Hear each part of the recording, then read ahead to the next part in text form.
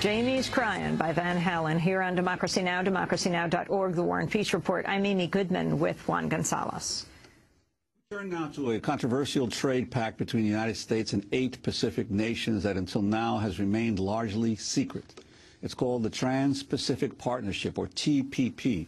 A chapter from the draft agreement leaked Wednesday outlines how it would allow foreign corporations operating in the United States to appeal key regulations to an international tribunal.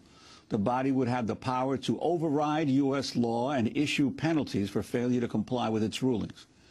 The agreement is being negotiated by the U.S. Trade Representative Ron Kirk, appointed by President Obama, but the newly revealed terms contradict promises Obama made while running for president in 2008. One campaign document read in part, quote, "We will not negotiate bilateral trade agreements that stop the government from protecting the environment, food, safety, or the health of its citizens, or give greater rights to foreign investors than to U.S. investors." Earlier leaks from the draft Trans-Pacific Partnership Agreement exposed how it included rules that could increase the cost of medication and make participating countries adopt restrictive copyright measures. No one from the U.S. Trade Representative's office was able to join us, but in a statement to Democracy Now!, they said, quote, "Nothing in our TPP investment proposal could impair our government's ability to pursue legitimate, non-discriminatory public interest regulation." For more, we're joined by Lori Wallach, director of the Fair Trade Group Public Citizens Global Trade Watch. The leaked documents were posted on her organization's website early Wednesday morning. Lori, welcome to Democracy Now! Explain what the documents show and what this agreement is about. Well, it's been branded as a trade agreement, but really it is enforceable corporate global governance. The agreement requires that every signatory country conform all of its laws, regulations, and administrative procedures to what are 26 chapters of very comprehensive rules, only 2 of which have anything to do with trade. The other 24 chapters set a whole array of corporate new privileges and rights and handcuff governments, limit regulation. So the chapter that leaked, and it's actually on the website of Citizens Trade Campaign, it's a national coalition for fair trade, that chapter is the chapter that sets up new rights and privileges for foreign investors, including their right to privately enforce this public treaty by suing our government, raiding our treasury, over costs of complying with the same policies that all U.S. companies have to comply with. It's really outrageous. Well, Lori, there's been quite a bit of complaint, even in Congress, about the secretive nature of these continuing negotiations. About 600 or so corporate advisors have access to information that even members of Congress don't. Could you talk about how that has come about? Well, this is how you get a text and in a potential agreement that is this outrageous. I mean, this isn't just a bad trade agreement. This is a 1%er power tool that could rip up our basic needs and rights. How that happens is the negotiations have been done in total secrecy. So for 2.5 years, until this leak emerged, people have suspected what's going on because, as you said, under U.S. law, there are 600 official advisors. They have security clearance to see the text. They advise the U.S. position. Meanwhile, the Senator, Ron Wyden, who is the chairman of the Trade Committee in the Senate, the committee with jurisdiction over the TPP, has been denied access to the text, as has his staff, who has security clearance, to a point where this man, who has supported agreements like this in the past, has filed legislation demanding he have the right to see the agreement that he's supposed to be having oversight with. He's on the Intelligence Committee, and he has security clearance. So he can see our nuclear secrets. He just can't see this corporate Bill of Rights that is trying to be slipped into effect in the name of being a trade agreement. It's a very elegant Trojan horse strategy.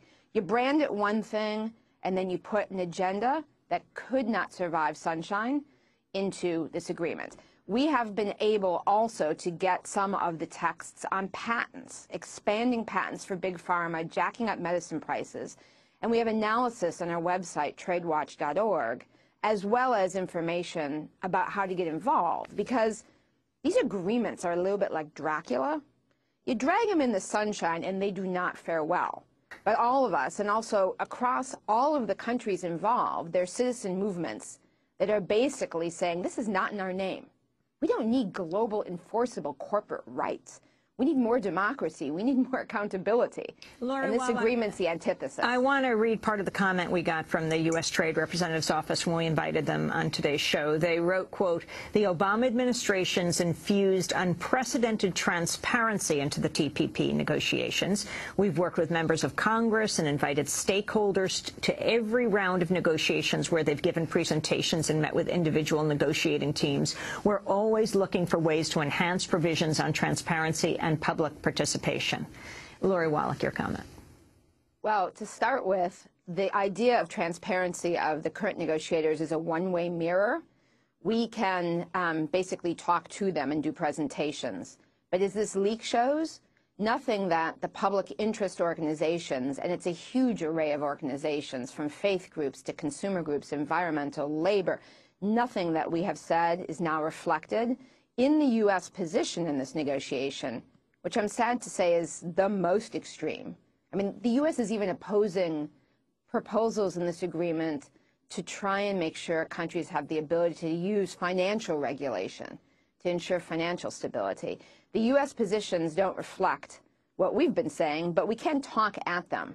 But just to put this in perspective, in the last negotiation of a big regional agreement, that was the Free Trade Area of the Americas in the 1990s, 34 countries, very complicated agreement. 2 years into the negotiation, the entire draft text was published officially by the governments. Here we are 3 years into this negotiation with 8 countries, and they will not publish a sentence. In fact, it finally leaked that they had signed a special agreement not to release any draft text for 4 years after negotiations are done. A secrecy agreement on top of the normal secrecy. And when asked, Ron Kirk, the trade representative, why, in the past the U.S. has sent out draft text, the WTO, hardly a paradigm of transparency, publishes draft text. What's going on, he was asked. He said, well, in the past, for instance, the Free Trade Area of the Americas, when the text was revealed, we couldn't finish it. Now, what sort of indictment is that of what they are doing behind closed doors?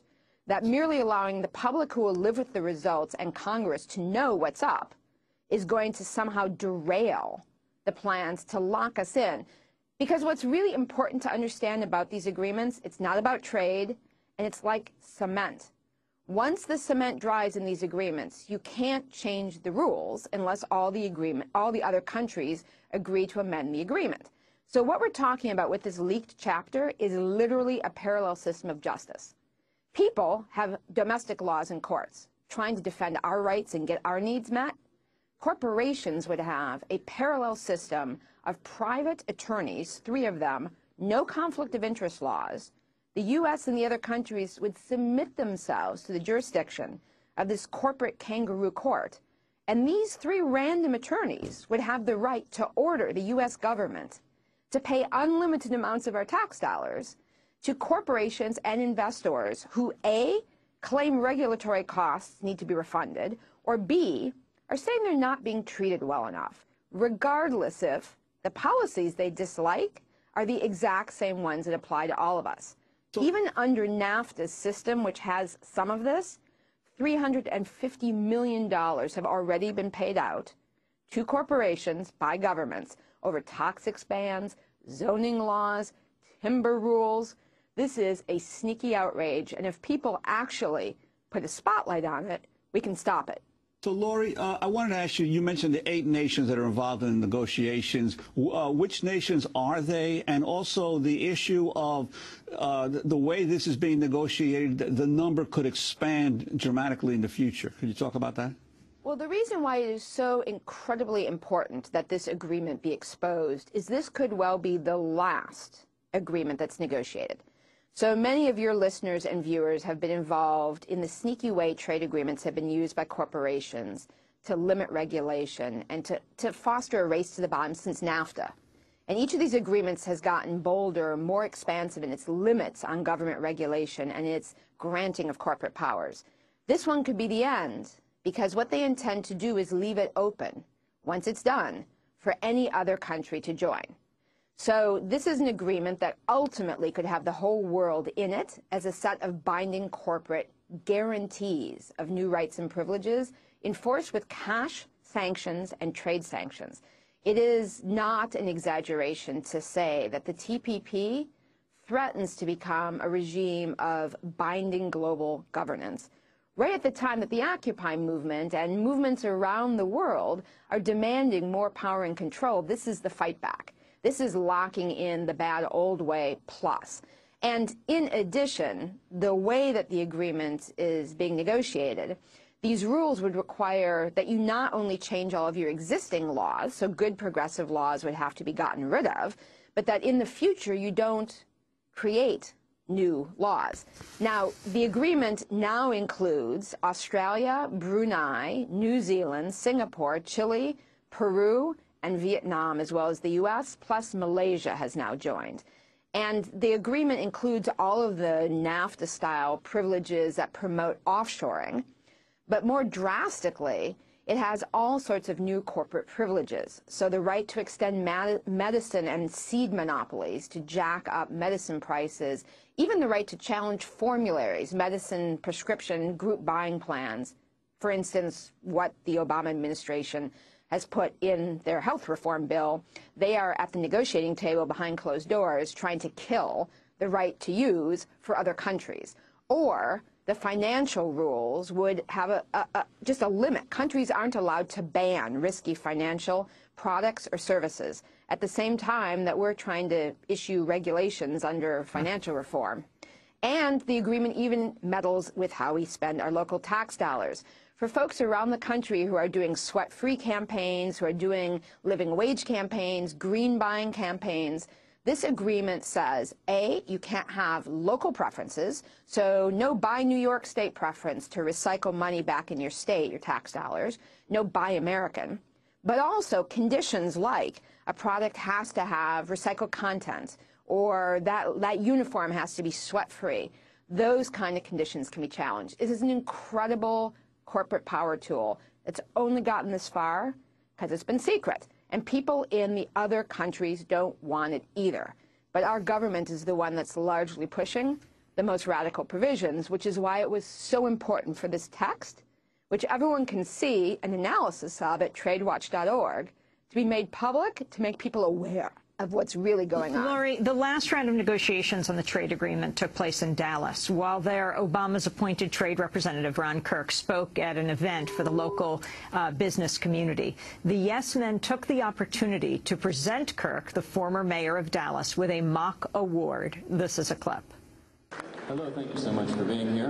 My name is Git Habersall, and on behalf of the Texas Corporate Power Partnership, we are very, very pleased to announce that the U.S. trade negotiators are the winners of our 2012 Corporate Power Tool Award.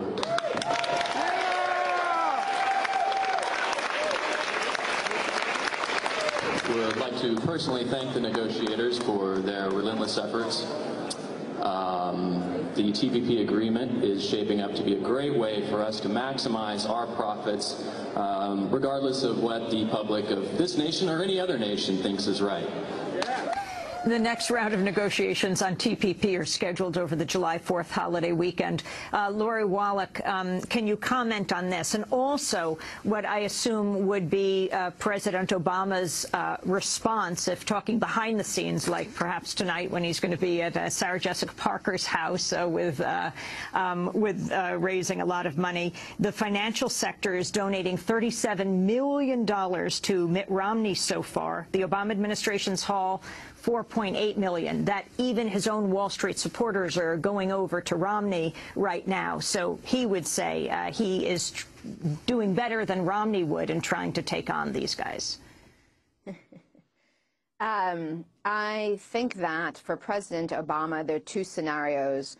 One is he has not been on top of what these negotiators are doing. This really has been under the radar. It's so important that the text finally came out because it sends a warning to Congress, to the public, etc.